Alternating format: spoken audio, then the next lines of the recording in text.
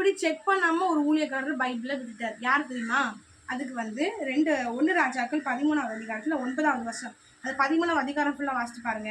அப்போ ஒரு தீர்க்கதரிசி, சரியா, கர்த்தருடைய மனுஷன், தேவனுடைய மனுஷன், அவன் வந்து அவர்கிட்ட ஆண்டவர் சொல்லியிருப்பாரு, நீ என்ன பண்ணு, அப்பம் புசியாம தண்ணீர் குடிக்காம நீ என்ன பண்ணணுமா, ஒரு இடத்துக்கு வந்துருப்பாரு, வேலையா வந்துருப்பாரு. அப்போ வந்து ஆண்டவர் சொல்லியிருப்பாரு, நீ இந்த இடத்துல போன வழியே நீ திரும்பி வரக்கூடாது, நீ வந்து சாப்பிடக்கூடாது, அங்க தண்ணி குடிக்க கூடாது அப்படின்னு சொல்லியிருப்பாரு. இவரும் அதே போல அவர் சொன்ன வேலையை செஞ்சு, ஏசப்பா சொன்ன வேலையை செஞ்சுட்டு இவர் என்ன பண்ணுவாருன்னா, அந்த அந்த தேவனுடைய மனுஷன் போன வழியா திரும்பி வராம வந்துட்டு இருப்பாரு. இப்போ ரொம்ப இவருக்கு டயர்டாயிரும். ஏன்னா இவர் வந்து தண்ணி குடிக்க கூட சாப்பிடக்கூடாது அந்த இடத்துல. அதனால ரொம்ப டயர்டான உடனே ஒரு இடத்துல போய் உட்காந்துட்டு இருப்பாரு. அப்போ இவர் செஞ்ச அற்புதங்கள் எல்லாம் கேள்விப்பட்ட ஒரு கிழவன் தீர்க்கதரிசி வருவார். வந்து இந்த மாதிரி இந்த கர்த்தருடைய தூதன் வந்து என்கிட்ட சொன்னாரு, நீ வந்து ரொம்ப டயர்டா, நீங்க வந்து ரொம்ப டயர்டா இருக்கிறீங்க, அதனால நீங்க வாங்க, எங்க வீட்டுல வந்து சாப்பிடுங்க, தண்ணி குடிக்கணும் அப்படின்னு சொல்லிட்டு எங்ககிட்ட கர்த்தருடைய தூதன் வந்து என்கிட்ட சொன்னாரு, அதனால நீங்க வாங்கன்னு சொல்லிட்டு அவரை கூப்பிடுவாரு.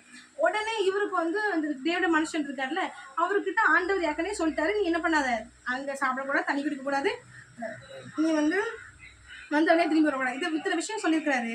இப்போ என்ன நடக்கும் பார்த்தீங்கன்னா, அந்த கர்த்தருடைய மனுஷன் தேவன்கிட்ட கேட்கல. திருப்பி இப்போ பொய்யின் ஆவி உள்ள கிழவ அதிகரிச்சு இருக்கார்ல, அவர் வந்து என்ன சொல்றாரு, கர்த்தர் தான் என்கிட்ட உன்னை கூட்டு போகணும்னு சொல்றாருன்னு சொல்றாரு.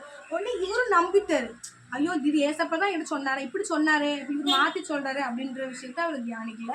உடனே ஏசப்பா கிட்ட கேட்காம உடனே என்ன பண்ணிடுறாரு, அங்க போய் சாப்பிடுறாரு. உடனே அதே கிழவன் தீர்க்கதரிசி மூலமா கர்த்தருடைய ஆவியானவர் இறங்கி என்ன சொல்வாருன்னா, நீ வந்து உன்னுடைய பிதாக்களோட நீ அடக்கம் பண்ண மாட்ட, நீ போகிற வழியிலேயே உன்னை சிங்கம் என்ன பண்ணிடும், உன்னை அடிச்சு கொண்டுரும் அப்படின்னு சொன்ன மாதிரி அப்படின்னு சொல்லி அந்த கலவன் தீர்க்கதரிசி மூலமாகவே கர்த்தருடைய ஆவி இறங்கி பேசிடுவார். அப்போ இந்த மாதிரி நம்ம செய்யக்கூடாது. இப்போ மற்றவங்க மூலம் ஒரு ஆலோசனை வருது அப்படிங்கிறதுக்காக நம்ம அதை கன்ஃபர்மேஷன் பண்ணிக்கிறது தப்பே கிடையாது. கன்ஃபார்ம் பண்ணிக்கணும், கண்டிப்பாக கன்ஃபார்ம் பண்ணணும். அதே போல் அந்த ஆலோசனைகளை நம்ம அசட்டையாக எண்ணக்கூடாது, அது அற்பமாக எண்ணக்கூடாது அப்படின்ற விஷயத்த நம்ம மோசே ஐயா இந்த கதை மூலம் மோசே ஐயா மூலமாக கற்றுக்கிட்டோம். சரிங்களா?